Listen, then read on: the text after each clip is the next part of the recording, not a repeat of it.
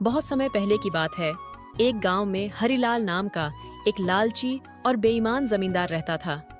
वह अपनी जमीन गरीब किसानों को ठेके पर देता था और उन गरीब किसानों से बहुत ज्यादा कर वसूलता था। जमींदार हरिलाल बहुत ही ज्यादा लालची था। गरीब किसानों को बहला फुसलाकर पहले ठेके में काम करवाता और बाद में किसानों से ही शर्त रख देता।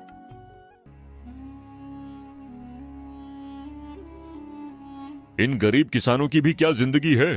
बस 2 वक्त की रोटी के लिए बस दिन भर काम करते रहते हैं और बाद में 2 वक्त की रोटी के लिए तरसते रहते हैं। और हमें देखो, हम बस इन्हें आदेश देते हैं और समय आने पर सारी फसल हमारे गोदामों में भर जाती है और ये किसान हमारे आगे जी हुजूरी करते रहते हैं और हमारा हर काम करते हैं। इसे कहते हैं जमींदार हरिलाल का दिमाग। हाँ मालिक, आप तो यहाँ के जमींदार हो और सभी किसानों को अपनी मुट्ठी में रखते हो। इनकी मेहनत का फायदा उठाना आप भली भांति जानते हो। मालिक, पूरे गांव पर आपका ही राज्य है। आपकी मर्जी के बिना यहाँ एक पत्ता भी नहीं हिलता। यहाँ का राजा तो हूं ही।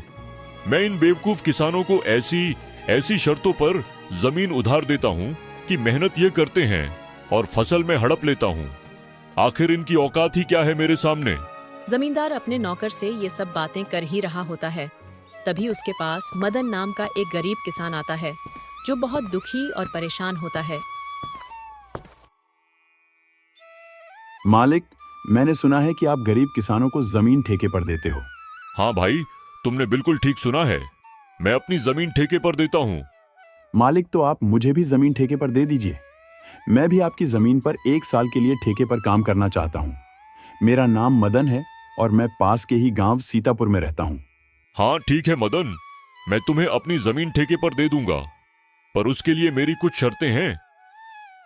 ठीक है मालिक, बताइए आपकी क्या शर्त है।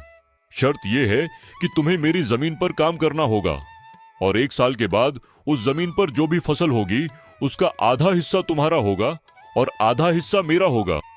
ठीक है मालिक, मुझे आपकी शर्त मंजूर है। जमींदार से जमीन की कागजी कार्रवाई करने के बाद मदन वहां से अपने घर चला जाता है और अगले दिन खेती करने के लिए उस खेत में पहुंच जाता है। चलो, जमींदार साहब से जमीन तो मिल गई है, अब इसमें खेती करना शुरू कर देता हूँ। उम्मीद है इस साल अच्छी फसल होगी। मुझे इस जमीन पर बहुत मेहनत करनी होगी, तभी मेरे लिए कुछ बच पाएगा। मदन उस खेत पर दिन रात कड़ी मेहनत करता है और फसल उगाता है।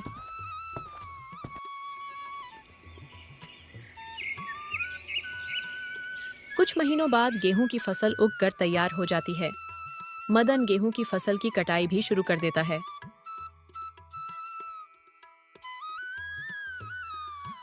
इस साल तो बहुत अच्छी फसल हुई है।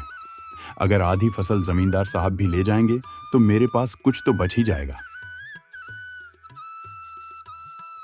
मदन के उगाए हुए फसलों की खबर जमींदार हरिलाल के कानों तक पहुंचती है।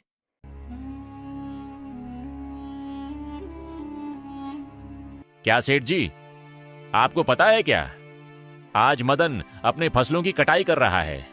इस साल मदन ने खेत में बहुत अच्छी फसल उगाई है। उसकी फसल तो बहुत अच्छी फसल लहा रही थी। अब मदन ने उसकी कटाई करनी शुरू कर दी है। अरे सच में ये तो बहुत अच्छी खबर है कि मदन आज फसल की कटाई कर रहा है। चलो चलकर देखते हैं।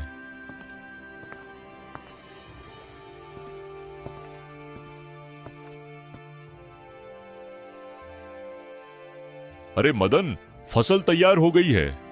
अरे इस बार तो ये फसल काफी अच्छी लग रही है। हाँ मालिक, इस बार मैंने गेहूं की फसल लगाई है। इतनी अच्छी फसल उगाने के लिए इस बार मैंने इस खेत में अपना जी जान खून पसीना सब लगा दिया है। मैंने दिन रात इस खेत में बहुत मेहनत की है, तब जाकर इतनी अच्छी फसल हुई है। अब तो मैंने कटाई भी शुरू कर दी है। अरे भाई, तुम्हारी मेहनत से कुछ नहीं हुआ है। ये तो मेरी उपजाऊ जमीन का कमाल है जो इतनी अच्छी फसल हुई है। तुम्हारी मेहनत हो या ना हो, फसल तो होनी ही थी। मालिक, खेत भले ही उपजाऊ हो मगर उसमें मेहनत नहीं होगी तो फसल कैसी होगी। मैंने बहुत मेहनत की है इस खेत में। ज्यादा मत बोल मदन, मेहनत तो किराए के मजदूर भी करते हैं। असली कमाई का हकदार वही है जिसकी जमीन है। शर्त के मुताबिक अब जल्दी से मेरे हिस्से की आधी फसल निकाल। मुझे जल्दी जाना है, मुझे और भी काफी काम है। यह कहकर जमींदार मदन से सारी अच्छी गेहूं की फसल लेकर चला जाता है और खराब फसल मदन के पास छोड़ देता है, जिसे देखकर मदन मायूस हो जाता है। हे भगवान, इतनी कड़ी मेहनत करने के बाद बस इतनी सी फसल मेरे हाथ आई है। हम गरीबों को लोग ऐसे ही लूटते हैं। इतनी कड़ी मेहनत करने के बाद भी हमारे हाथ में कुछ नहीं आता है। हे भगवान, कब मेरी अपनी जमीन होगी? मदन इसी तरह अपनी जिंदगी काट रहा था।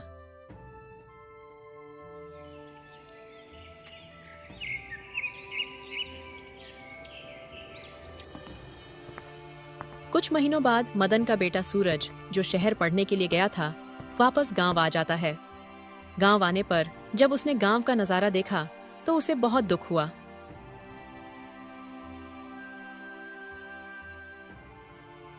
पिताजी, हमारे गांव का ऐसा हाल क्यों है? गांव के सभी लोग दुखी और परेशान नजर आ रहे हैं। आखिर बात क्या है? बेटा, इस गांव में गरीब किसानों की यही किस्मत है। जमींदार हरिलाल जैसे लोग हमारी गरीबी का फायदा उठाते हैं। मेहनत हम करते हैं और उसका फल जमींदार हरिलाल जैसे लोग खा जाते हैं। हमारे पास न अपनी जमीन है और न अधिकार। हम गरीब किसान बस मेहनत करते हैं और भूखे रहते हैं। किसानों की यह स्थिति सुनकर सूरज बहुत दुखी हो जाता है। पिताजी, आप चिंता मत कीजिए, अब मैं आ गया हूं। ये अन्याय अब और नहीं चलेगा। आज से मैं खेती करूंगा और लालची जमींदार को उसी की शर्तों में उसकी चालाकी का जवाब दूंगा।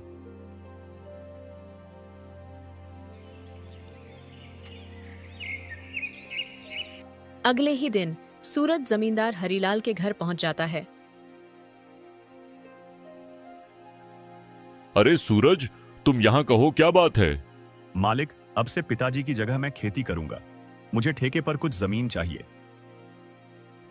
क्या बात है? अब तुम खेती करोगे क्या? तुम अभी बच्चे हो, तुम्हारे अंदर इतना दम नहीं है। तुम पढ़े लिखे लड़के हो, खेती नहीं कर पाओगे। नहीं मालिक, आप ऐसा मत बोलिए। मैं पढ़ा लिखा हूं, लेकिन हूं तो किसान का बेटा ही ना। खेती करना मुझे अच्छी तरह से आता है। चलो ठीक है, तुम्हारी बात मान लेता हूं। वैसे भी आजकल काम का क्या रह गया है? सब पढ़ लिख कर ऐसे ही बेरोजगार ही तो घूम रहे हैं ना। आपका बहुत बहुत धन्यवाद मालिक। अरे धन्यवाद बाद में दे देना, पहले मेरे नियम और शर्तें तो सुन लो। आपकी क्या शर्त है मालिक, बताइए। जमींदार हरिलाल, ये तो बच्चा है। इस बार इसे कुछ ऐसी शर्त बता देता हूं जिसकी इसकी सारी फसल मेरी हो जाएगी। वैसे भी इसका पिता मदन हर साल गेहूं ही लगाता है, तो ये भी गेहूं ही लगाएगा। अच्छा सूरज सुनो, तुम जो भी फसल लगाओगे उसका आधा मैं रखूंगा और आधा हिस्सा तुम रखोगे, लेकिन ऊपर का हिस्सा मैं रखूंगा और नीचे का हिस्सा तुम रखोगे। अगर मेरी यह शर्त मंजूर है तो बोलो। ठीक है मालिक, मुझे आपकी शर्त मंजूर है। ऐसा ही होगा।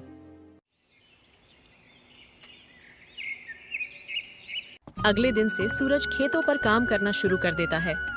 सूरज ने इस बार धान के बदले आलू की फसल लगाई और कुछ महीने बाद फसल तैयार हो गई। आलू की फसल बहुत अच्छी हुई थी। अब सूरज खेत से आलू निकालने लग जाता है।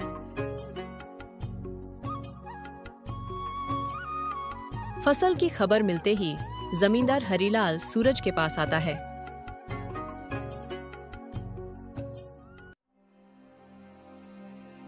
अरे सूरज, शर्त तो याद है ना तुम्हें? आधा मेरा और आधा तुम्हारा। हाँ हाँ मालिक, मुझे सब कुछ याद है। आधा आपका और आधा मेरा। और आपने कहा था कि नीचे का हिस्सा मेरा होगा और ऊपर का हिस्सा आपका होगा, तो आप ऊपर का हिस्सा ले सकते हैं। अरे मालिक, इसने तो चालाकी कर दी।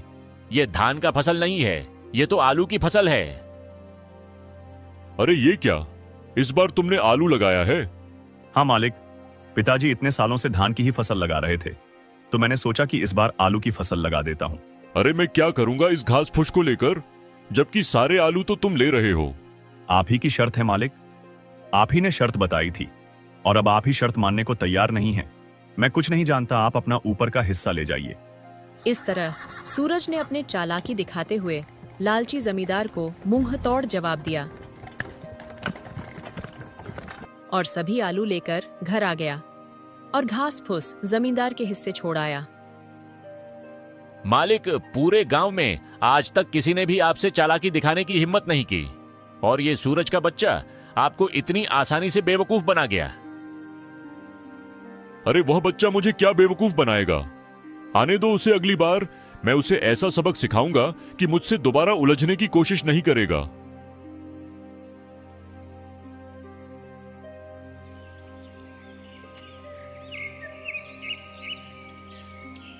कुछ दिन के बाद सूरज दोबारा जमींदार के घर जाता है। कहो सूरज, क्या चाहिए तुम्हें?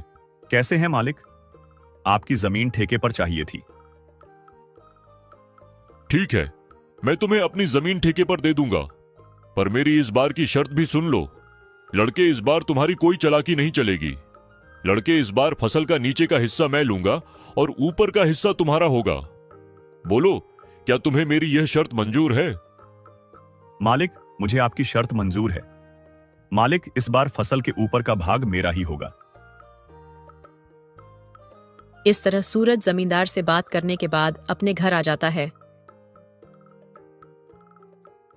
इस बार भी सूरज दोबारा खेती करने की तैयारी में जुट जाता है। सूरज इस बार गेहूं का लगाता है।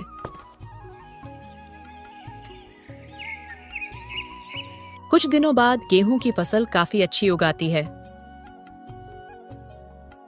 अरे वाह, इस बार तो गेहूं की फसल खूब अच्छी लग रही है।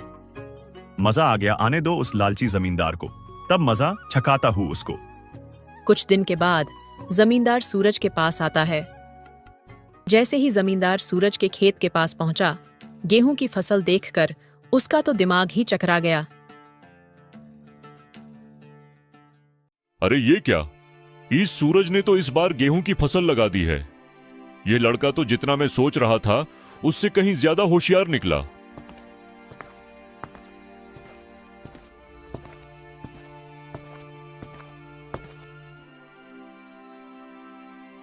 प्रणाम मालिक, कैसे हैं आप? देखिए मालिक, इस बार मैंने गेहूं की खेती की है और आपकी शर्त के अनुसार इस फसल का ऊपर का हिस्सा मेरा होगा और नीचे का हिस्सा आपका होगा। इस तरह अपनी चतुराई से सूरज ने दोबारा जमींदार हरिलाल को मूर्ख बना दिया और जमींदार एक बार फिर से धोखा खाकर गुस्से से तिलमिला गया। अरे मालिक, उस पिद्दी से लड़के का दिमाग तो देखिए। आप जैसे इतने बड़े चालबाज को उसने फिर से मूर्ख बना दिया। तुम सही कह रहे हो जुगनू, मैं तो उसे बच्चा ही समझ रहा था और उस बच्चे ने मुझे फिर से मूर्ख बना दिया। अगली बार उसे आने दो, फिर उसे बताता हूं कि जमींदार हरिलाल क्या चीज है। सूरज ने गेहूं की कटाई की और सारी फसल अपने घर ले आया और उस फसल का कुछ हिस्सा सूरज ने गांव के जरूरतमंद लोगों में बांट दिया। सूरज और उसका पिता मदन दोनों ही बहुत खुश थे।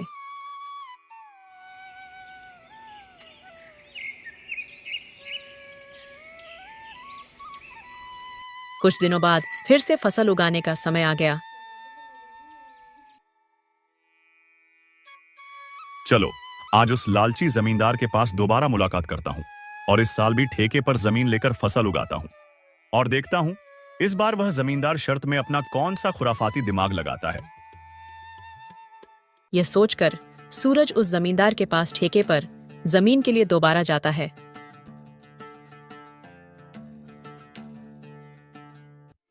अच्छा, तो तुम मुझसे मिलने दोबारा आ गए।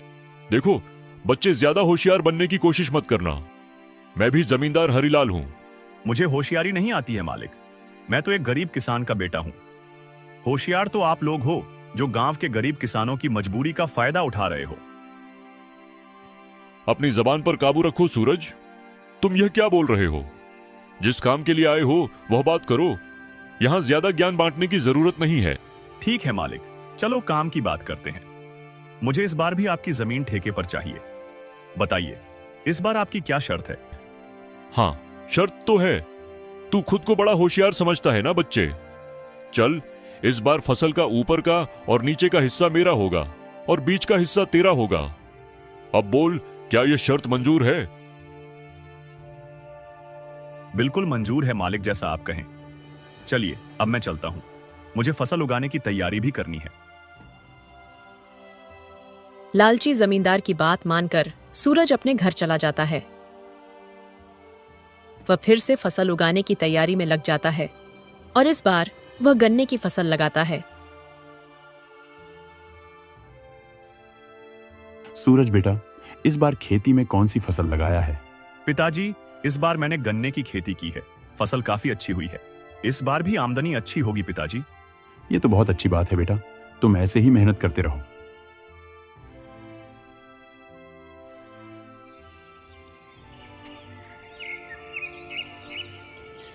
कुछ दिनों बाद लालची जमींदार और जुगनू दोनों सूरज के पास आने लगे।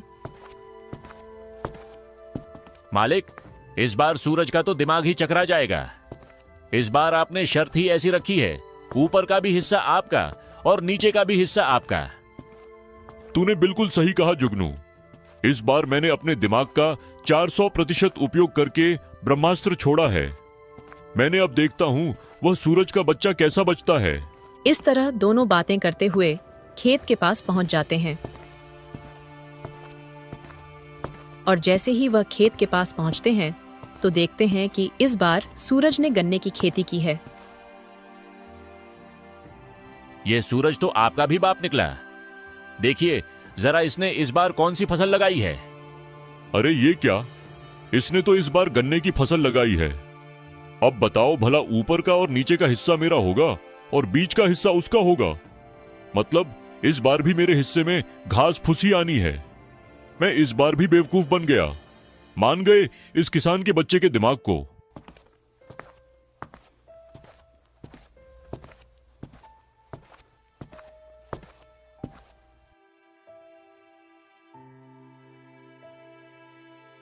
अरे आइए आइए मालिक, कैसे हैं आप दोनों? आपस में क्या खुसुर फुसुर कर रहे हैं? अरे वाह, एक तो चोरी ऊपर से सीना चोरी। तुमने मुझे इस बार भी बेवकूफ बना दिया। जरा मुझे भी तो बताओ, मैं भला आपको क्या बेवकूफ बनाऊंगा? मालिक, आप तो दुनिया को बेवकूफ बनाते हो। देखिए मालिक, इस बार मैंने गन्ने की फसल लगाई है और आपके शर्त के मुताबिक इस फसल के ऊपर और नीचे का हिस्सा आपका होगा और बीच का हिस्सा मेरा होगा। अरे ओ किसान के बच्चे, मालिक को ज्यादा होशियारी दिखाने की कोशिश मत कर। बेईमानी और मक्कारी में ये सबके बाप हैं बाप। ये खेत भी हमारा है और इसमें लगी फसल भी हमारी है। अरे ओ जुगनू, बस कर, ज्यादा चिल्लाने की जरूरत नहीं है। शायद ये हमारी ही करनी का फल है। हमने इन भोले भाले किसानों को बहुत ठगा है। आज पहली बार किसी ने हमें ठगा है। इस लड़के ने हमारी आंखें खोल दी हैं। अब मैं समझ चुका हूं कि बेईमानी का फल हमेशा बेईमानी ही मिलता है। इसलिए आज के बाद मैं किसी भी किसान को परेशान नहीं करूंगा। सभी किसान की मेहनत का बराबर का हक दूंगा। जितने भी किसानों की जमीन मेरे पास गिरवी है, मैं वह सब उनको वापस कर दूंगा और कभी भी उनकी गरीबी और लाचारी का फायदा नहीं उठाऊंगा। मालिक, आपने तो यह बहुत अच्छी बात कही है। एक किसान दिन रात मेहनत करता है अपने परिवार के लिए, ना ही वह कभी अच्छे कपड़े पहनता है और ना ही कभी अच्छा खाना खा पाता है। अपने परिवार का पेट भरने के लिए वह दिन रात अपना पेट जलाकर वह मेहनत करता है। ऐसे में इनको तकलीफ देना या इनके साथ बेईमानी करना अच्छी बात नहीं है। इसलिए इनका हक तो इन्हें मिलना ही चाहिए। आप इनको इनकी जमीन वापस लौटा दीजिए मालिक, और अभी भी समय है, सच्चाई के रास्ते पर आ जाइए, नहीं तो आपको इससे भी बड़ा नुकसान झेलना पड़ सकता है। इस तरह सूरज अपनी मेहनत और होशियारी से लालची जमींदार को सही रास्ते पर ले आता है। जमींदार हरिलाल ने वहां के सभी किसानों की जमीन और उनका पैसा उनको वापस कर दिया। उस दिन के बाद वहां के सभी किसान खुशी खुशी रहने लगे और किसी भी जमींदार ने किसी भी गरीब किसान का हक नहीं मारा।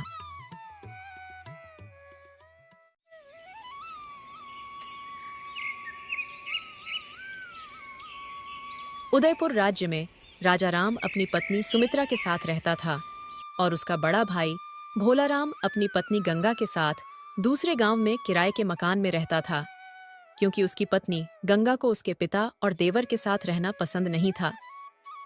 वहीं दूसरी तरफ राजा राम और सुमित्रा अपने पिता की बहुत सेवा करते थे। एक दिन भोला राम और उसकी पत्नी गंगा अपने गांव उदयपुर आते हैं। राजा राम अपने बड़े भाई भोला राम की बहुत इज्जत करता था। उसने उसका बहुत अच्छे से स्वागत किया। पूरा परिवार एक साथ बहुत खुश था।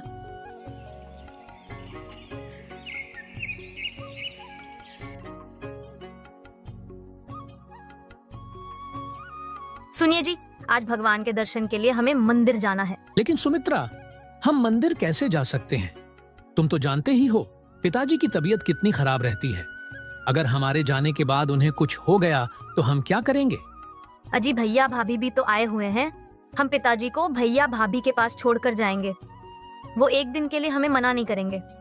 थोड़ी ही देर है तो बात है, हम दोनों तुरंत ही वापस आ जाएंगे। ठीक है सुमित्रा, तुम जाकर भैया भाभी को बुला लो, फिर हम दोनों मंदिर चलते हैं।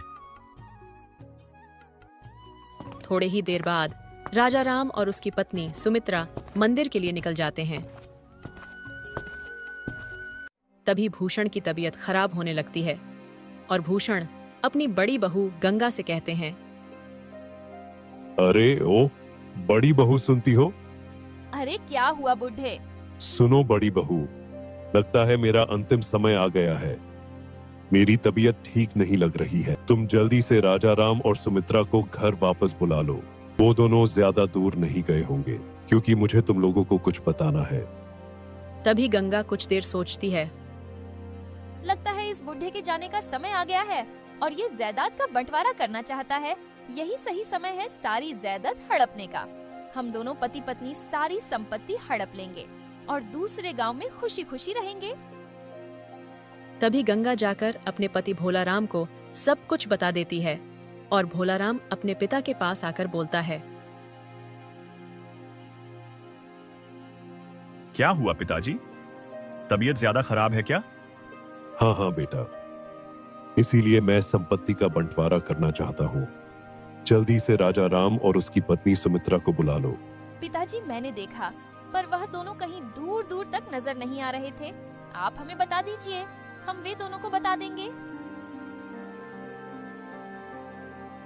अच्छा ठीक है, तुम दोनों मेरी बात ध्यान से सुनो।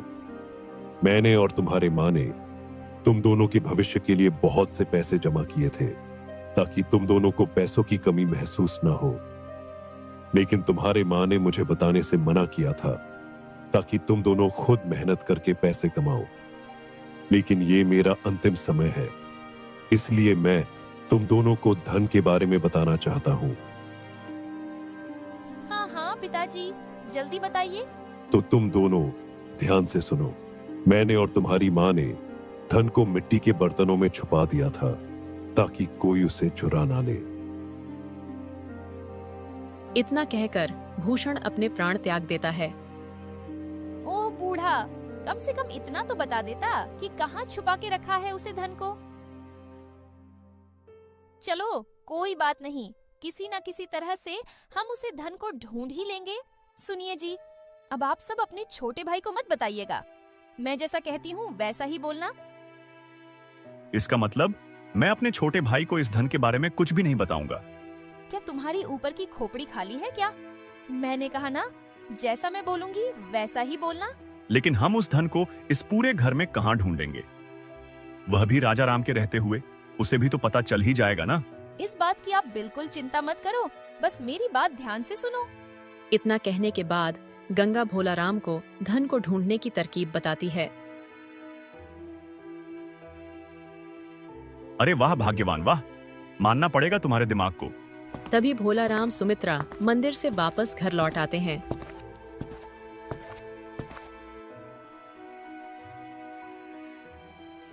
अरे पापा जी, क्या हो गया आपको? पिताजी, आप हमें छोड़कर क्यों चले गए?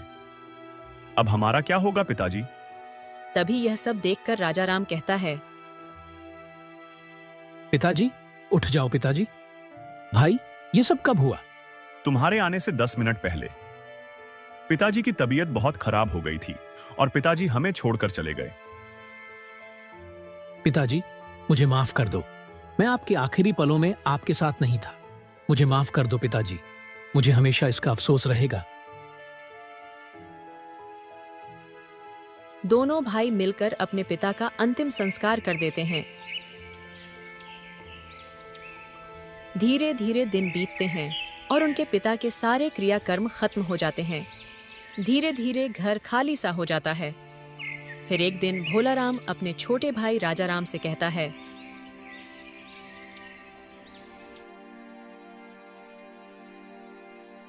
सुनो भाई राजाराम, अब तो पिताजी हमारे बीच नहीं रहे, तो तुम अपनी पत्नी सुमित्रा को लेकर यहां से चले जाओ, क्योंकि पिताजी ने सारी जायदाद और यह घर मेरे नाम कर दिया है। क्योंकि उनके आखिरी समय में मैं उनके साथ था, इसलिए अब तुम इस घर में नहीं रह सकते हो। ये सब सुनकर राजाराम बहुत परेशान हो जाता है। उसे कुछ समझ में नहीं आ रहा होता कि वह अब क्या करे। थोड़ी देर सोचने के बाद राजाराम कहता है, अरे भैया, आप क्या बोल रहे हैं? पिताजी मेरे साथ कभी ऐसा नहीं कर सकते थे। वह तो मुझसे बहुत प्यार करते थे। अरे देवर जी, ऐसी बात नहीं है। आपके भाई बिल्कुल सही कह रहे हैं। पिताजी कह रहे थे कि राजाराम को मेरी बिल्कुल भी चिंता नहीं है। ऐसे बीमार होते हुए भी मुझे छोड़कर चला गया। हम पिताजी के अंतिम समय में उनके साथ थे। हमने उनकी सेवा की, इसीलिए उन्होंने अपनी सारी संपत्ति हमारे नाम कर दी। नहीं भाभी, ये गलत है। पिताजी मेरे साथ ऐसा कर ही नहीं सकते। राजाराम, मैं जानता था कि तुम हमारी बात का भरोसा नहीं करोगे, इसलिए मैंने हमारे गांव के मुखिया को बुलाया है। अब वही फैसला करेंगे।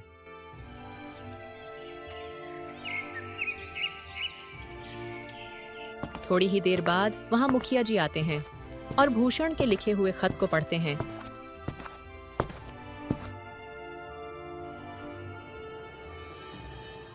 मैं भूषण इस कागजात में जो कुछ भी लिख रहा हूं वो अपनी मर्जी से लिख रहा हूं। मेरे मरने के बाद मेरे सारे खेत और मेरी सारी संपत्ति मेरे बड़े बेटे भोलाराम के नाम होंगे और छोटे बेटे के नाम गांव के बाहर पहाड़ी की छोटी के नीचे जो छोटी सी झोपड़ी बनी हुई है और वहां की थोड़ी सी जमीन उसके नाम कर रहा हूं।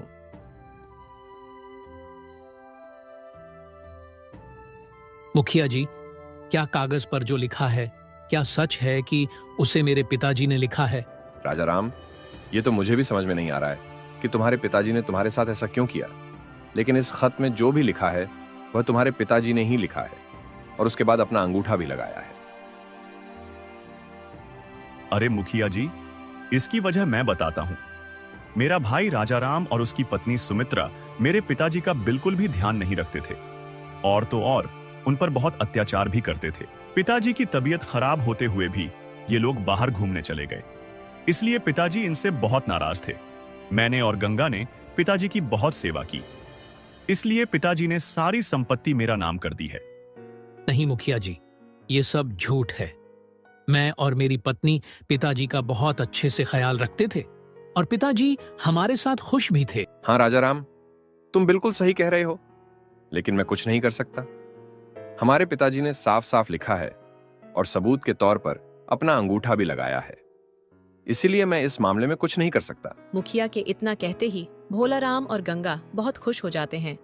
तभी भोलाराम मुखिया से कहता है, मुखिया जी, अब आप राजा राम को साफ साफ बता दीजिए कि वह अपनी पत्नी को लेकर यहां से चला जाए। भैया, ये आप क्या कह रहे हैं? मैं आपका छोटा भाई हूं। पिताजी मुझसे नफरत करते थे तो क्या हुआ? आप तो मुझे अपना पास रख सकते हैं ना? इन सभी बातों को सुनकर मुखिया बोलता है, राजाराम, तुम्हारे पिता के लिखे वसीयत के अनुसार गांव के बाहर की झोपड़ी और थोड़ी सी जमीन तुम्हारी है। तुम अपनी पत्नी को लेकर वहां चले जाओ। लेकिन मुखिया जी, वो झोपड़ी तो पूरी तरह से खराब है। हम भला वहाँ कैसे रहेंगे? अरे इसमें गलत क्या है?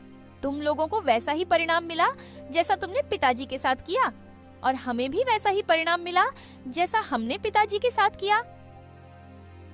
नहीं भाभी, आप बिल्कुल झूठ बोल रही हैं। पिताजी हमारे साथ ऐसा नहीं कर सकते। पिताजी हम दोनों से बहुत प्यार करते थे और हम लोग भी पिताजी की बहुत सेवा करते थे। देखिए मुखिया जी, इन्हें दोनों को समझ दीजिए कि यहाँ पर खड़े होकर हम दोनों से बहस ना करें और चुपचाप यहाँ से चले जाएं। देखो राजाराम, तुम्हारे पिता के जैसे वसीयत के अनुसार यह घर तुम्हारे बड़े भाई के नाम है। अगर वो लोग नहीं चाहते तो तुम लोग यहां नहीं रह सकते। तुम्हें यहां से जाना ही होगा। मैं इन्हें अपने साथ नहीं रखना चाहता मुखिया जी। क्योंकि इन्हें पिताजी के साथ बहुत बुरा व्यवहार किया है। इन्हें तो अपनी गलती की सजा मिलनी ही चाहिए।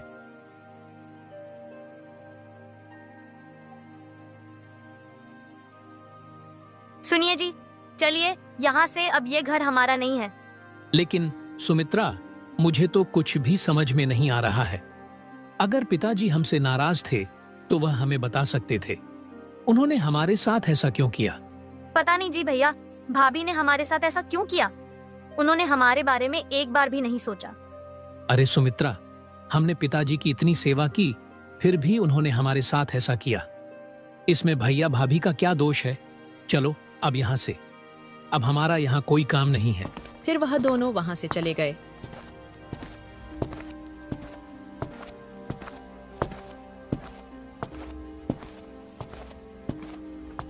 तभी भोलाराम अपनी पत्नी गंगा से कहता है, अरे वाह भाग्यवान, क्या दिमाग है तुम्हारा। पिताजी की छुपाई हुई सारी जायदाद भी हमारी हो गई और ये घर भी हमारा हो गया। अजी अच्छा हुआ कि हमने पिताजी के कागज बदल दिए और उन पर उनका अंगूठा लगवा लिया। अब संपत्ति हमारी है और मकान भी हमारा है। अब हम दोनों यहाँ आराम से रह सकते हैं। थोड़ी देर बाद मुखिया जी राजाराम के पास आते हैं। पता नहीं राजाराम, तुम्हारे पिताजी को क्या हो गया था, तुम्हारे साथ ऐसा क्यों किया? ये बात तो मुझे भी समझ में नहीं आ रही है। वरना पूरा गांव जानता है तुम्हारे पिताजी की सेवा सबसे ज्यादा किसने की है। मुखिया जी, मुझे जमीन जायदाद का कोई लालच नहीं है, लेकिन पिताजी के मन में हमें लेकर इतनी नफरत थी, यह बात मुझे अंदर ही अंदर खाई जा रही है। राजाराम, अब मैं चलता हूँ। तुम्हें किसी भी चीज की जरूरत हो तो मुझे बता देना। इतना कहने के बाद मुखिया वहां से चला जाता है। राजाराम अपनी पत्नी सुमित्रा से कहते हैं, सुमित्रा, अब हम क्या करेंगे? मुझे बिल्कुल भी अच्छा नहीं लग रहा है कि पिताजी हमसे इतनी नफरत करते थे। नहीं नहीं, ऐसी बात नहीं है। पिताजी तुमसे बिल्कुल भी नफरत नहीं करते थे, वे हमसे बहुत प्यार करते थे। तुम कल मुखिया जी के पास जाओ, वे तुम्हें कोई काम जरूर दिलवा देंगे। अब चलो अंदर चलते हैं और सफाई करते हैं। सुमित्रा घर के अंदर जाती है और साफ सफाई करने लगती है। थोड़ी ही देर बाद घर के अंदर से सुमित्रा आवाज लगाती है। राजाराम जल्दी से घर के अंदर जाता है।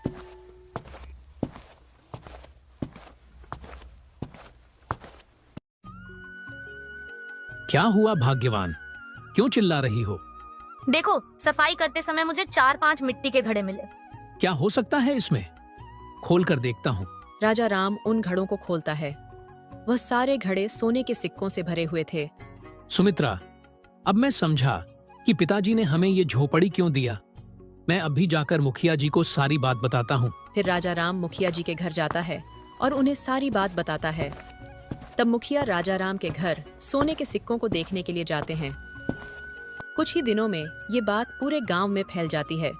एक दिन गांव का एक आदमी भोलाराम के पास आता है और बोलता है,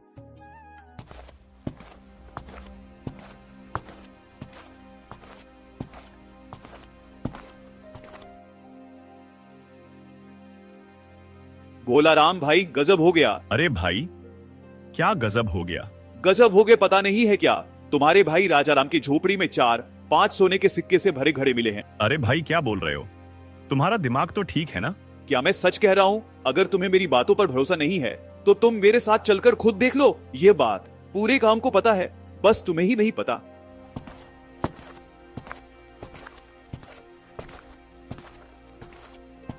फिर भोलाराम अपनी पत्नी के पास जाकर कहता है, अरे गंगा, पिताजी ने सारे मटके उसे झोपड़ी में ही छुपा कर रखे थे। चलो देखते हैं। और फिर वह दोनों राजाराम के घर जाते हैं। वहां पर पहुंचकर भोलाराम अपने छोटे भाई से कहता है, हाँ, सब मेरा है। पिताजी ने मेरे लिए यह धन इस झोपड़ी में छुपा कर रखा था। इसका मतलब आपको खजाने के बारे में पहले से मालूम था? हाँ हाँ, मुझे पहले से मालूम था। पिताजी ने मुझे पहले ही बताया था इस धन के बारे में, लेकिन ये नहीं बताया था कि यह धन कहाँ रखा हुआ है। आपने तो मुझे किसी खजाने के बारे में बताया ही नहीं। आप कैसे भाई हो? आप एक नंबर के मक्कार, धोखेबाज और लालची भाई हो। अरे राजाराम, अगर मैं तुम्हें इसके बारे में बता देता तो तुम कब का इसको ले लेते।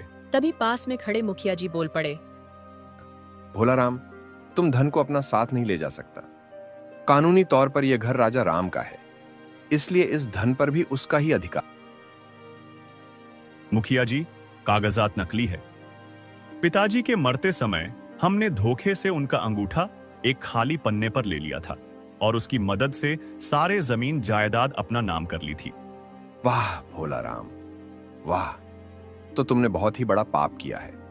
तुमने एक मरते हुए आदमी का अंगूठा लिया है। तुम्हें इसकी सजा जरूर मिलेगी। तभी गंगा बोली। मुखिया जी, हमें माफ कर दीजिए। मुखिया जी, ये सब मैंने ही इनसे करने को कहा था, हमें माफ कर दीजिए। तुम लोगों को सजा तो जरूर मिलेगी। मैं तुम्हारी शिकायत उदयपुर के राजा महाराज कौशल देव के पास लेकर जाऊंगा। इसका मतलब पिताजी मुझसे नाराज नहीं थे।